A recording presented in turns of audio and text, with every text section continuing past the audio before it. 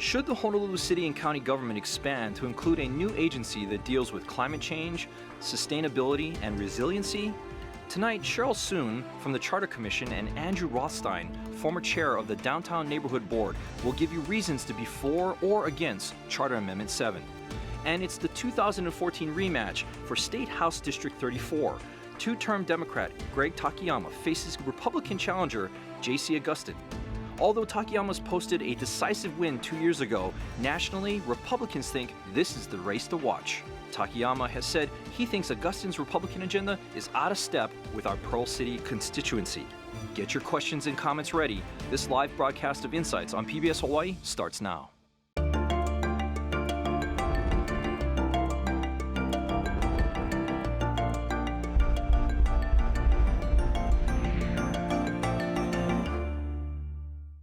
Aloha and welcome to Insights on PBS Hawaii. I'm Daryl Huff from Hawaii News Now.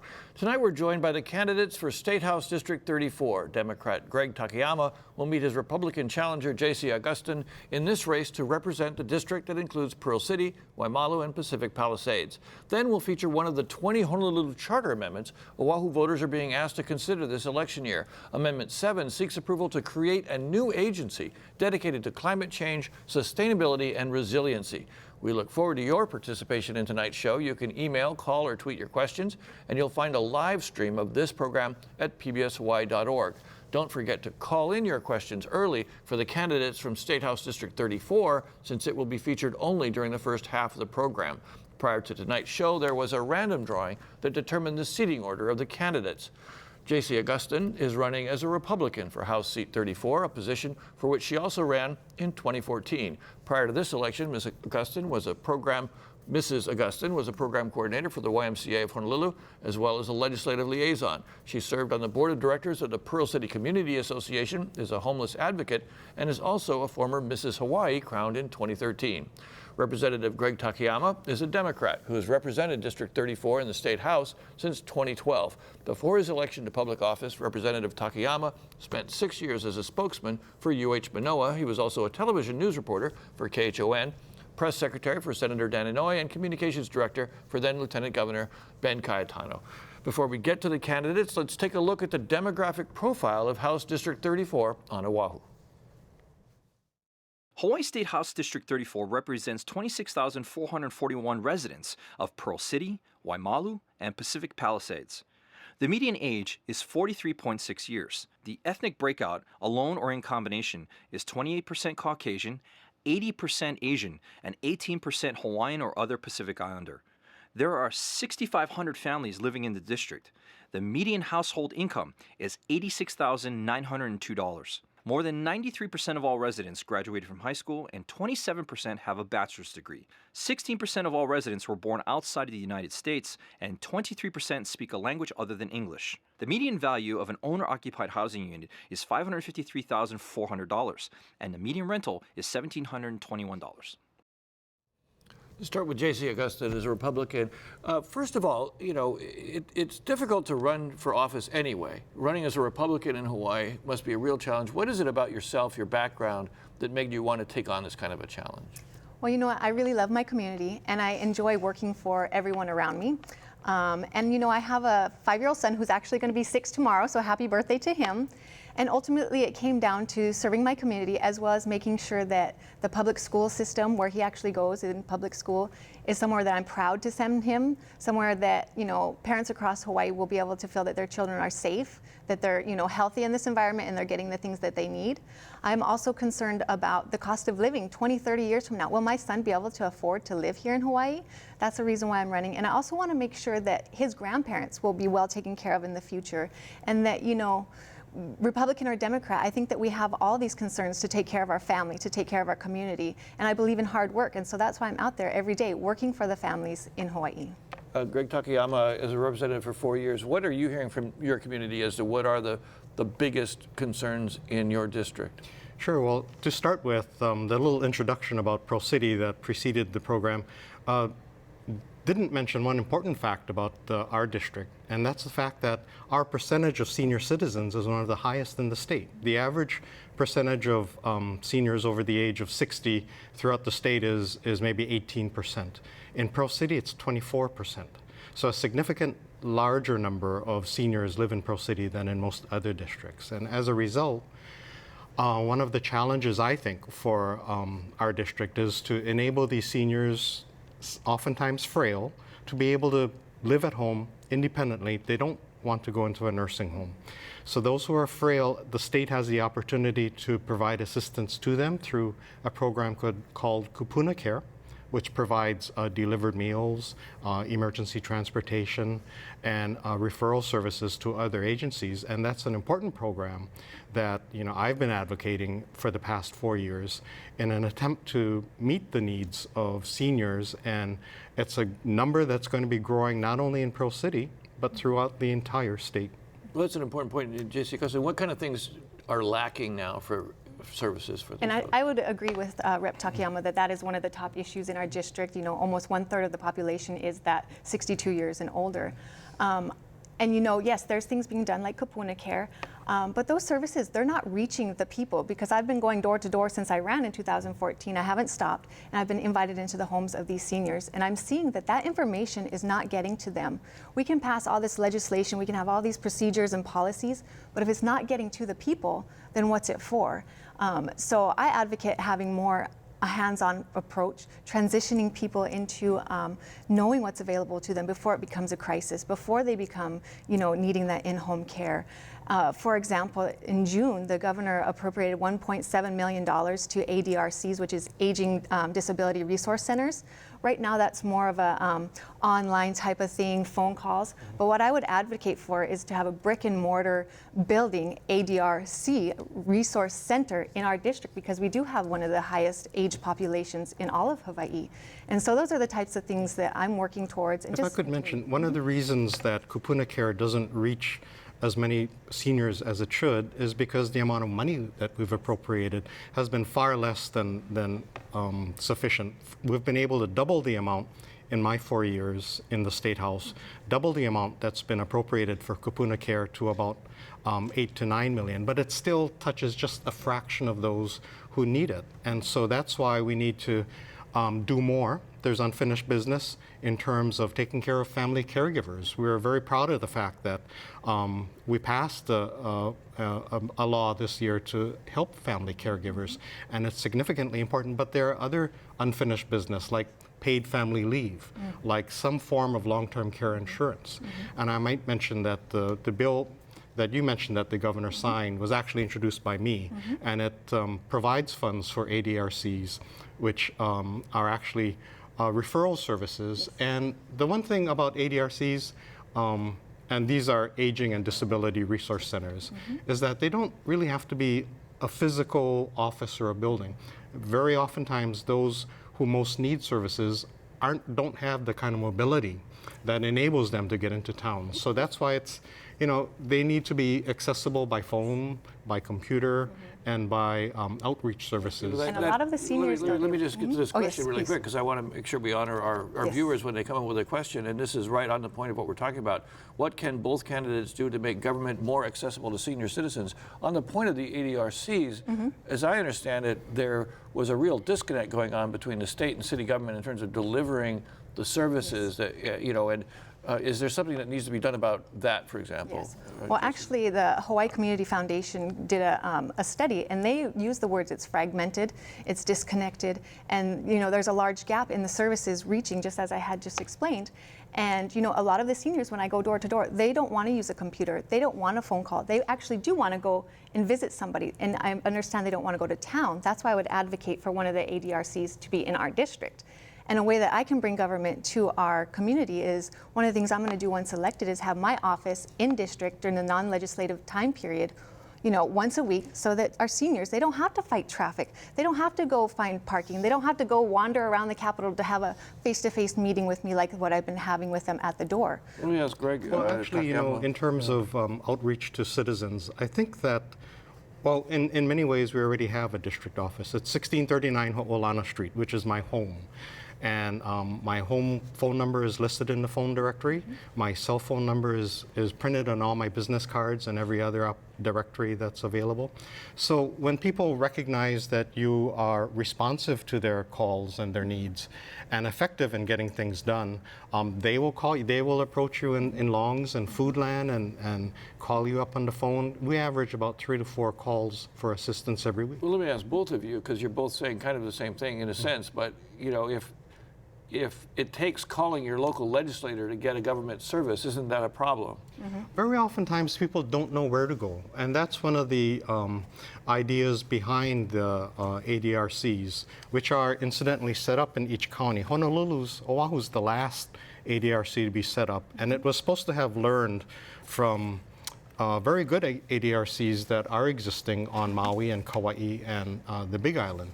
What we need to do is learn from the experiences of the other counties, because I agree that there are complaints about the Honolulu ADRC, and one of the calls that the legislature did is to call for a study and analysis of the Honolulu ADRC to see how it could be made more responsive and effective. And so we're looking forward to acting on that when the legislature comes back in January. Now, let me, one more question on seniors, and we're actually getting quite a few questions, so this will be fun, but how would the candidates use technology to get seniors to connect to the services? You mentioned that maybe they don't want to use the computer, but they are starting to get to it. You know, is that a carrot and a stick kind of thing? But how would candidates use technology to get seniors connected to the service? Well, there's a couple different ways. One is, yes, they can still make phone calls. They can still go on the computer. I'm one of the first candidates to have an actual app on iPhones or Androids where people can actually chat with me. They can find out different information. I push out information about community events, about seniors. So that's a new kind of technology. And, you know, as you said, seniors, as they, you know, grow to like technology, that's one of the things that they really appreciate. I also think that, you know, a lot of people are turning towards Facebook. You know, I created a Pearl City traffic alert page just for our area, and that's already in the thousands of people on there, and I'm sure some of them are seniors. So, you know, just making sure that we are using technology in a way that they can understand and that's useful information, not just static stuff that's being thrown out there. One of the things about seniors is that as they age in place, in home, they are very oftentimes disconnected from the rest of the community, either because they lack transportation resources, they've given up their driver's license, and they need help in engaging with others in the community. That's why one of the important facets of the legislature in terms of senior programs is to improve the number of healthy aging programs we have, enable them to go to a rec center or a church to engage in healthy activities that promotes their social well-being. And that's a form of real positive well-being for many seniors throughout the state. Along the lines of that question, again, going back to that question, is it something that if there's so much resources available if you use the technology, right? I mean, I to a degree, that's an assumption, you know, but the idea of maybe going out and training seniors in the technology, does that make any sense? It does to some extent, but I think we have to realize that, you know, in terms of resources reaching the seniors, as I said earlier, we are not at the point where we've provided enough resources for them. The Healthy Aging program I talked about has far less funding than it should. The Kupuna Care program is underfunded as well, particularly because the number of seniors is growing exponentially over the next few years. We haven't caught up. And so if they all access the services, you'd run out of money. Exactly. Yeah. Well, that's why we need to improve tools like providing more help for family caregivers. That's why I think paid family leave is an important issue for the legislature to consider. And this questioner just asked that question, and you answered it. I think that's one of the goals, right? I want to move on to traffic. I'm getting a lot of questions on traffic. Does either candidate have a plan for traffic in the Pearl City area, particularly in the morning and evening peak hours? That's Cheryl from Waimalu. Do either candidate have a plan to alleviate traffic congestion?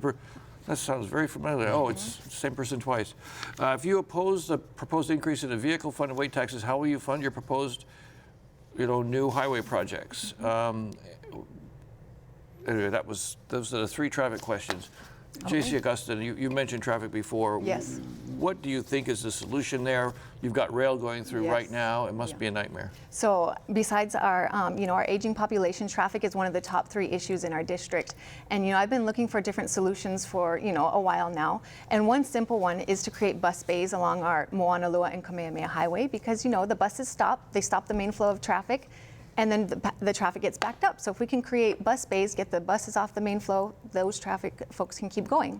Another major consideration that I would like to put forward to DOT is to have a on and off ramp at Kauanohi. So that's right before our district. And as we know that a lot of people, they either take the off ramp at Kamehameha or they go down to the Pearl City Exchange. But there's no on and off ramp between those two. And with the IAEA Live, Work, and Play being built at the old Cam Swap Meet, traffic's just going to increase right there. So we need to think about getting people on and off in a little bit better way. And once those people get off in the Pearl Ridge area, in that new development, then people will be able to get through to our district a little quicker and easier. And then that'll also alleviate even more traffic all the way to the west side. Go ahead. One of the questions about constructing a whole new off-ramp would be how to pay for it. I mean, one of the issues before the legislature last year was the fact that the state DOT came to the legislature to ask for funds to replenish the highway fund, which is running out of money.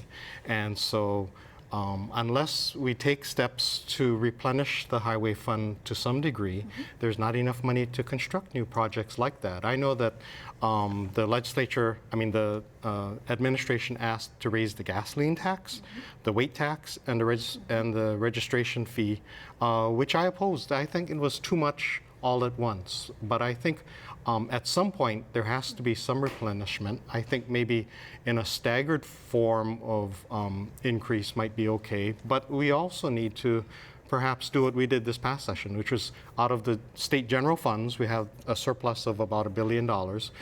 We added $36 million straight into the highway fund to provide for maintenance and repairs to highways. How do you feel about those increases, tax increases that were proposed? I'm not in support of those tax increases. The gas increase, that's a regressive tax. And we talk about money, and there is federal funds still out there that haven't been spent. We were just at a town hall meeting, and it was $540 million that is available, and then another $100 million every year that comes in. So why haven't we taken advantage of that yet? And I know that if we start using that money, then maybe the federal government will see that we'll be able to use that. And I know people call it the pipeline and stuff, but we need to start considering those funds and using those to take care of things instead of going to raise the gas tax first. Now, your district is going to benefit somewhat from the rail, and because it's going right through there. You'll have a number of transit-oriented developments and so on. You will be asked this year probably to extend the surcharge on rail indefinitely or do something like that. Let me start with you on that. Well, I firmly believe the city needs to finish the rail project. And as you said, it'll come to the legislature as to whether we extend the surcharge or not. I believe on the condition that the city do a couple things, we probably should extend the surcharge. Number one, I would insist that the city look to federal agencies to try to increase the amount of funding we get from the feds. Number two, I think the city has not done a good enough job of seeking contributing funds from private sources. For example, we've all been to Disney World, Disneyland, and we know how the monorail stops in the middle of a hotel. Well, imagine the rail stopping in the middle of a shopping center. I cannot imagine that a shopping center wouldn't be able to contribute to the funding of a rail station or even the construction of a rail itself if it were to benefit from something like that. So yes, I do think we will probably have to extend the surcharge, but on the condition that the city step up its game and seek more funds for the construction. Jaci Agustin? And I would not vote to increase the surcharge or increase the GET sunrise. And that's because, again, it's a regressive tax. As we know that there's a lot of seniors in our district, a lot of them are living on a fixed income. And those kind of taxes, that puts a burden on them. And as you know, it's been reported that the rail is going to cost us $10.2 billion, and $8.6 billion has been appropriated. But then there's also been talk about a 10% skim that's been happening. If we cut that 10% skim right now, that already takes $360 million off of our shortfall. So now we're looking at a $1.2 billion shortfall. And I agree with Representative Takayama that, we need to start looking at our private areas around the TOD stations to have the city, partner with them for either completion or maintenance of the rail as we move forward. I also think we need to look for federal monies besides the Federal Transportation Agency. There's other departments that might lend money. And then on top of that, I think that, we really just need to look for other ways, because when you start looking to tax the people, that's the easiest solution for politicians to do. But it's the hardest on our taxpayers. That's the hardest on our community. We need to really look hard at this. And so, no, I would not be in favor of it. One of the things that I think I would hate to see is us to end up not supporting the rail and do something that happened 20 years ago, which was a failure on the part of the city council to fund rail. We should have had a rail that's been running for 20 odd years now. We would all be benefiting. We're not building the rail just for us, but I think it's important to consider that we're building the rail for future generations. And I would hate to think that 20 years from now, our children will come to us and say, well, why didn't you finish the rail? You had the opportunity then. Why didn't you finish it? The same way we questioned the city council not acting 20 years ago. And let me say, I am in support of finishing rail. It's just that I think that we need to consider other ways of paying for it than paying out of our taxpayers' pockets. Let me just get right on point on that. If you were convinced, though, that it couldn't be built without extending the tax for at least some period of time, would you be willing to consider that? I don't think I would vote for an extension of the tax. Like I said, that when I go door to door and look at the people in my community and how that will affect them and how that could put the burden, not just the seniors are, living on fixed incomes. We have working families that are living paycheck to paycheck in our district, and that 0.5% or however much it may be could put them out where in a situation that's not. Well, I think it's important to remember too that in constructing the rail, we're not just building a transportation system. We're actually building an opportunity for, at each of the 20 rail stations, we're building opportunities to build the economy through and as well as serve our housing needs. Sounds like you guys probably agree about that, right? Yeah, I think we need to look into the private area, build the housing. That's why I think we need to finish the rail and give the city the tools and the financial resources to finish it. Okay, now we got a couple questions about the 500-pound gorilla in the room, okay? And I don't mean that as a description of Donald Trump, but he's a big factor in this campaign. It's a question from someone.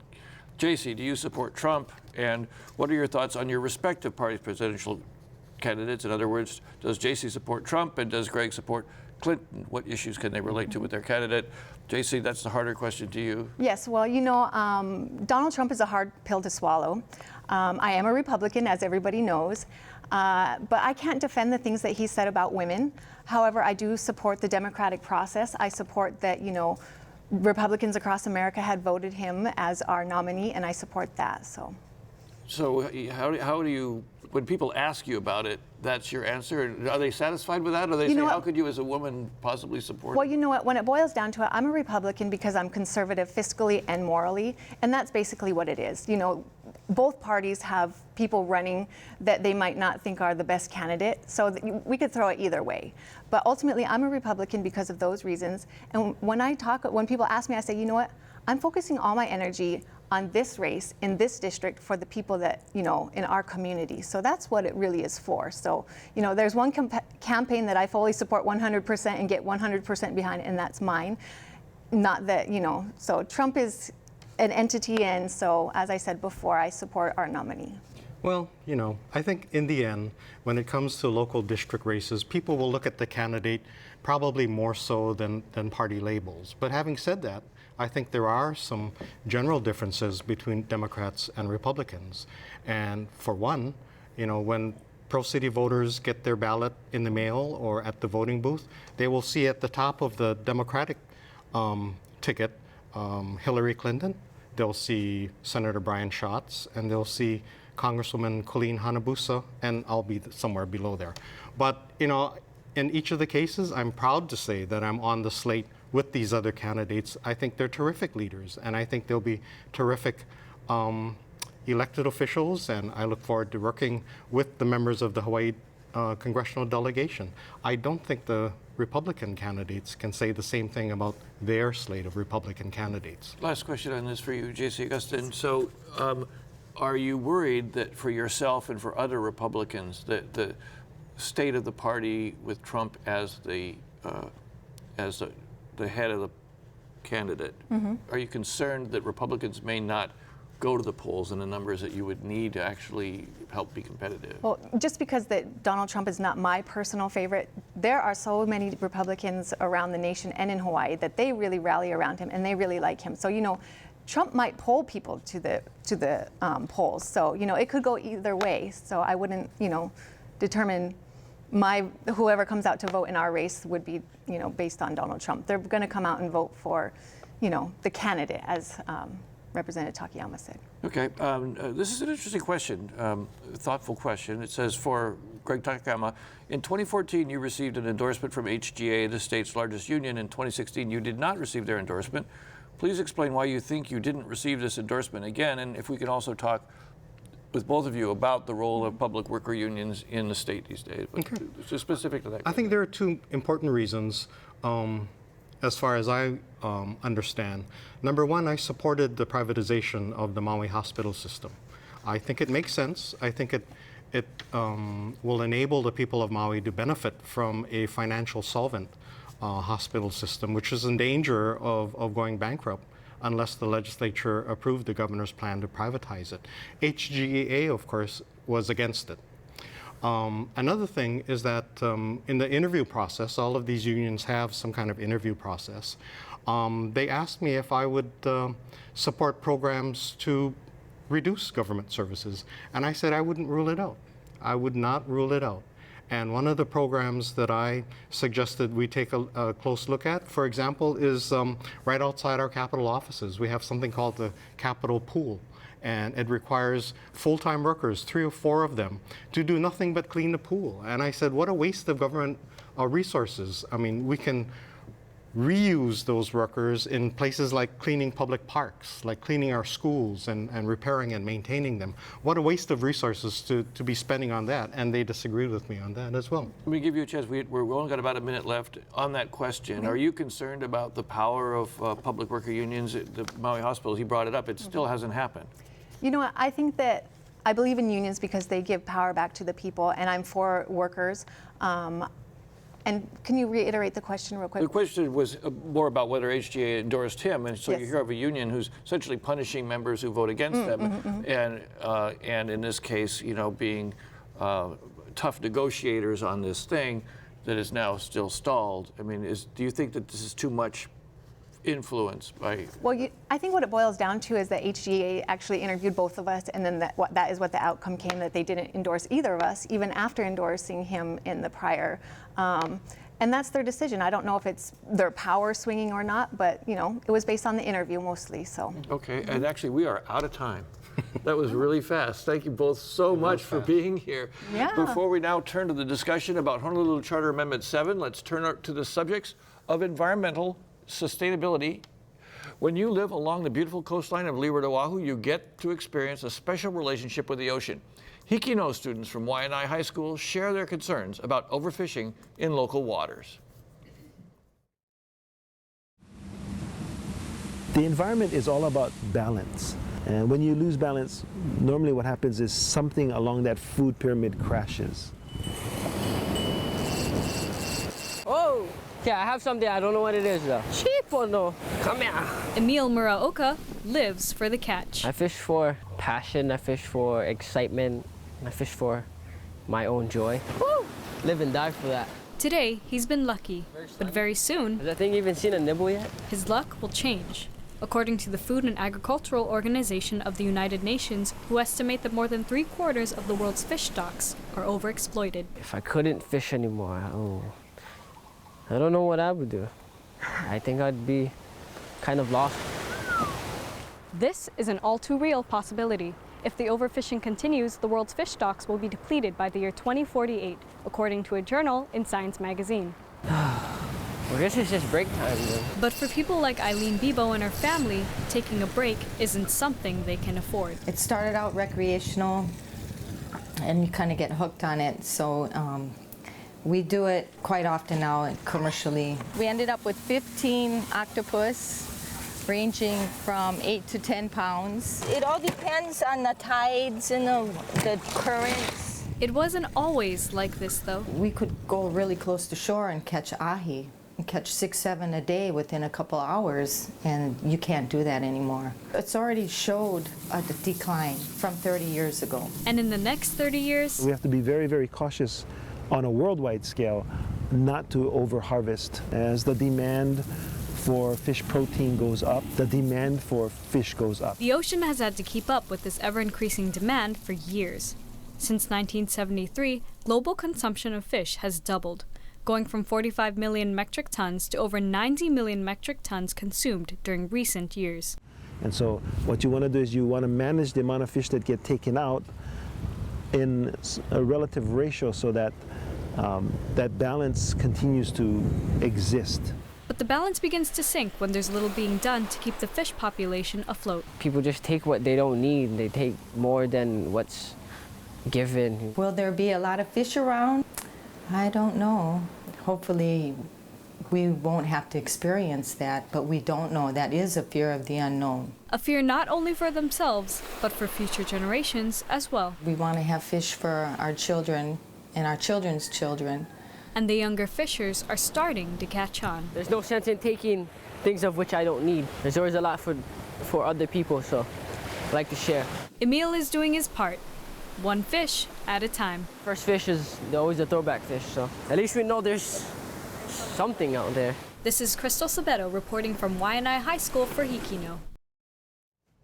Welcome back, and now to one of the 20 Honolulu Charter amendments that Oahu voters are being asked to consider this election year. Amendment 7 seeks approval to create a new agency dedicated to climate change, sustainability, and resiliency. To share their views on Amendment 7 are Cheryl Soon, a member of the Honolulu Charter Commission, a certified city planner, and a fellow in the American Institute of City Planning. Ms. Soon has more than 30 years of experience in government and has private consulting experience with engineering and transportation firms, including her present employment at SSFM International, where she is manager of its planning group. And Andrew Rothstein is the owner of a real estate appraisal company that focuses primarily on litigation and soil movement projects. Mr. Rothstein was a member of the Downtown Neighborhood Board for 5 years, during which time he also served as its chairman. As a member of the commission, Cheryl Soon, let me start with you. Explain to me why you folks felt that we needed another agency about sustainability and climate change. Isn't that sort of something people could deal with without forming a new agency? Good question. First of all, it's not an agency, it's an office of. There are other offices of, such as the Office of Economic Development, there's an Office of Culture and the Arts. They tend to be staffed with 1, 2, 3, 4 at the most people, so they're smaller, they're not the size of a full agency. The importance here is that the University of Hawaii predicts that by 2050 we'll have a 1 meter rise from sea level, and that will immediately affect a number of city resources such as sewer, water lines, pump stations, and many other facilities. The experts at the University of Hawaii have been urging government for some time to get on board with looking at both adaptation strategies and resiliency strategies, which is basically defined as how the people in the community adjust and adapt to the things that will be coming. But let me ask so specifically, how would this agency make a difference as opposed to just making sure that that's folded into the decision? Yeah, what they're charged with doing is coming forth, discovering and coming forth with the latest science on the subject of climate change, translating that and overlaying it with city facilities and working with the city departments to come up with their adjustment strategies. Same thing is happening at the state level, and the coordination with the state will occur because sometimes facilities are adjacent to each other, and you may want to commonly solve an airport problem with a park problem nearby, and at the federal level as well. Everyone is being urged to move as swiftly as they can to develop the expertise and to translate it into the facilities of their communities. Okay, Andrew Rothstein, what are your concerns about this proposal? Well, I have two levels of concern. The first is it's another bureaucracy. And those people who have read my letter to the editor about a month ago would know that I'm very concerned about the expansion of government bureaucracy. The second reason is the whole climate change issue is pretty much of a hoax, at least as far as we think we can do something about it because it's caused by humans. It's historical fact that our planet has gone through 5 ice ages over its history. And therefore, there have been 5 periods of global warming that have occurred. And each of those periods of global warming started long before humanity could have had any impact on the climate situation. Well, let me interrupt you just to ask I mean, whether it was caused by humans or whether it's just happening naturally, there still is this anticipated sea level rise. It's already been measured to a certain extent. Do you think that's just not going to happen, so you don't need this office? Well, I don't know that it's going to happen because the projections are based on computer models that have proven to be grossly out of sync with what actually is going on.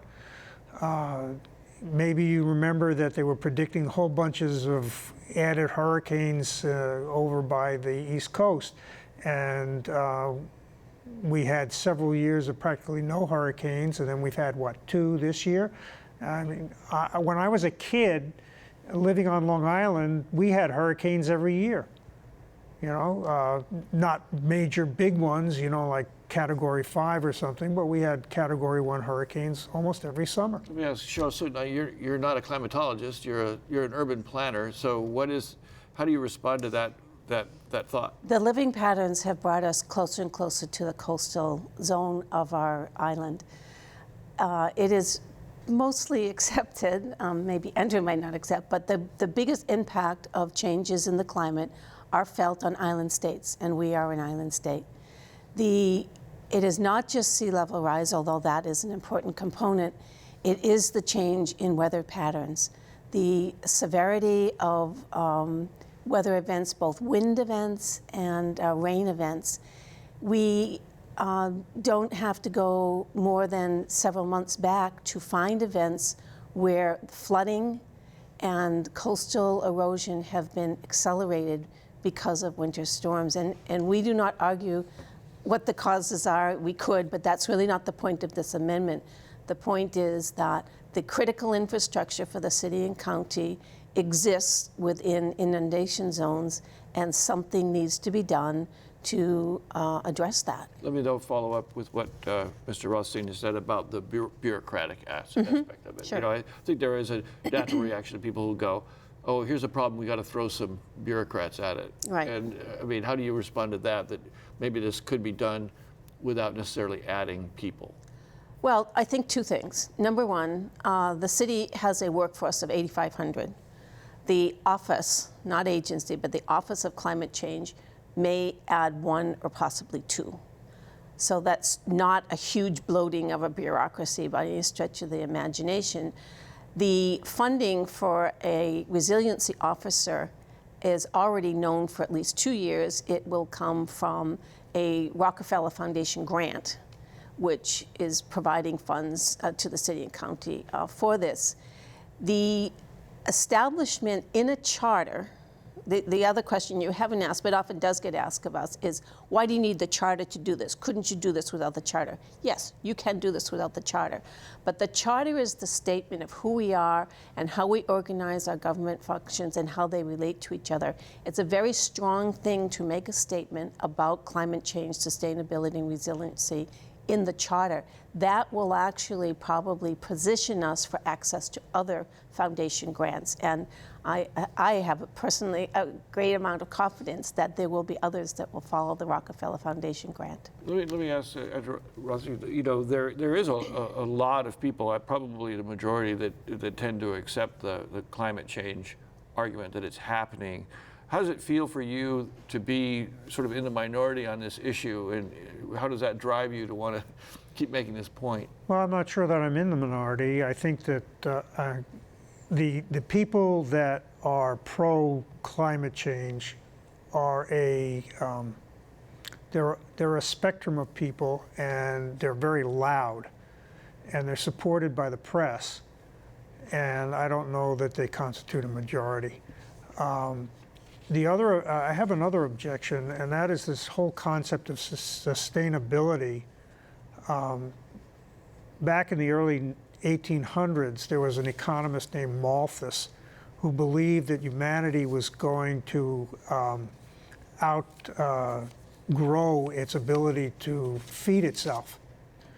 And that is essentially what the sustainability people are saying, that if we don't do something, we'll outgrow our resources. And the problem with sustainability is that it refuses to acknowledge that when pressure is put on the society for some need, that we seek solutions to it. And we create fertilizer, we create genetic means of improving our food supply, and so on. And Malthus could not conceive of the ability that we have today to feed people. I mean, at his time, like 90% of the people in the country were living in rural areas. Right. Today, 90% of the people live in urban areas. Cheryl Soon, on that point, technology will help us. That's exactly what. But I mean, to a certain extent, that's what you're saying, right? We need the technology on our shorelines for this upcoming change, or this predicted We change. need to be focused and conscious of the choices that we're making, whether they are made by government or made by individuals. And the sustainability movement is really asking people to take a focused look on either their use of the fuels that they use for energy, the way they use water, the way they get their food, and are we using resources in a way that they can be replenished? Okay, I've got a number of questions from viewers, and I'd like to get to them, and I think most of them are actually for Cheryl Soon, because of there's detailed questions. If the office only has one or two people, how can much get done? Well, the assignment that has been given through the city charter is to name this as a function of city government and to relate it to the infrastructure system. The office is charged with the responsibility of gathering the latest science as it applies to Honolulu and transferring that information to the agencies such as environmental services that runs the sewer treatment plants, or such as facility maintenance that's in charge of roads. They are asked to convene an experts panel each year and to debate the subject. So it's to keep the consciousness going as we perhaps get better or not, then that office may have to alter itself, but we don't foresee that happening for a few years. You responded to that question with sort of a, huh. Yeah. Back in 2002, I had to appraise a property on Young Street, and as part of the appraisal process, I had to check out what could be built on the property, and that is limited by the utilities that are available. And as I checked that out, I discovered that Makiki has a sewer moratorium going on, or at the time. So I called the, I don't know, it's not a department. It's Environmental Services Department? Yeah, it's a section of one of the departments there. And I talked to them, I said, well, what are your plans for correcting this situation? We don't have any plans to correct the situation. Well, I think they actually opened a big digester that they say is going to correct the situation. Well, this is back in 2002. This is a while ago. This is 2002, and as late as like 2 or 3 years ago, I was doing an appraisal on Kapiolani Boulevard and ran into the same situation. And there was actually a group of private developers that were trying to get people to subscribe to a private sewer line that would connect this Waikiki sewer system to the treatment plant. Okay, I need you to get to the point on this. So what? The point is that we can't even keep the sewer system that we have working properly. And now we're going to be talking about throwing resources to remove utilities from inside this supposedly flood zone. And there's going to be 1 or 2 people that are going to be working on this. I don't see how it happens. And I think that when you create a bureaucracy, the bureaucracy has 2 directives. 1, survive, and 2, expand. Well, that's And just a cynical view of things. No, it's not a cynical view. It's exactly what happens every single time we create a bureaucratic institution. And even if it is just 1 person or 2, I remember going into the state and talking to someone who was part of the historical buildings section. And I asked him, well, how do you determine whether a building is historical? And his response was, if I think it's historical, it's historical. If you want to respond. Darryl, go ahead. well, Yeah. I'd actually like to give an example that I think that Andrew can relate to because he is an appraiser.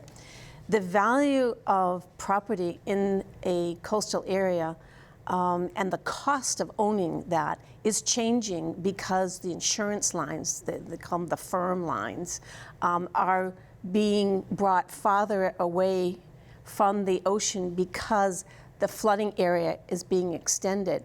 And so both the number of people who are required to have flood insurance and the cost of that flood insurance is increasing, which is a direct reflection of the flooding instances that have been taking place, not only here, but on the mainland.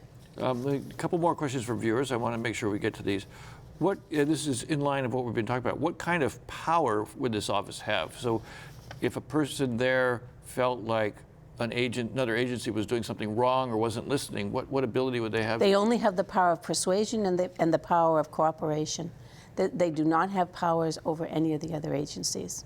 Until that gets amended because someone has a bright idea that it ought to be amended, just like a number of the items in the current charter proposals are to amend the abilities of various departments. The placement of this office was talked about at great length by the Charter Commission, and it was placed in the Managing Director's office, which is the best location for them to be able to reach down and work with multiple departments. Just so on that point then, so the power would be whatever the Managing Director took from them and made sure the other departments responded. That's correct. The other places that it was considered was the Department of Planning and Permitting and the Department of Facility Maintenance were both considered as the locus for this office. So it puts the brain sort of at the level where people can be told what to do. So the power is at the top of the bureaucracy. Yes.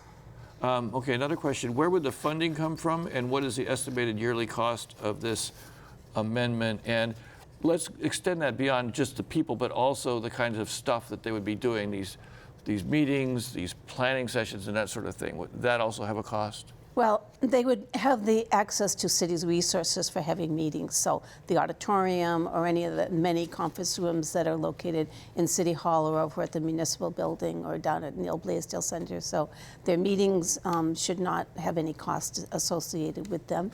The 1 or 2 people, the salary levels, I'm guessing is anywhere from $50,000 to $75,000. It would be my guess in that range. And the other costs, there was to be an advisory group, and we expect them to serve free. Mr. Rothstein, there's other amendments that also add offices. Number 9, I think, is the other one. What's in that one that concerns you? Amendment number 8, I think. Oh, 8? Well, 8, yeah. Okay. Again, I'm really concerned about that sort of thing.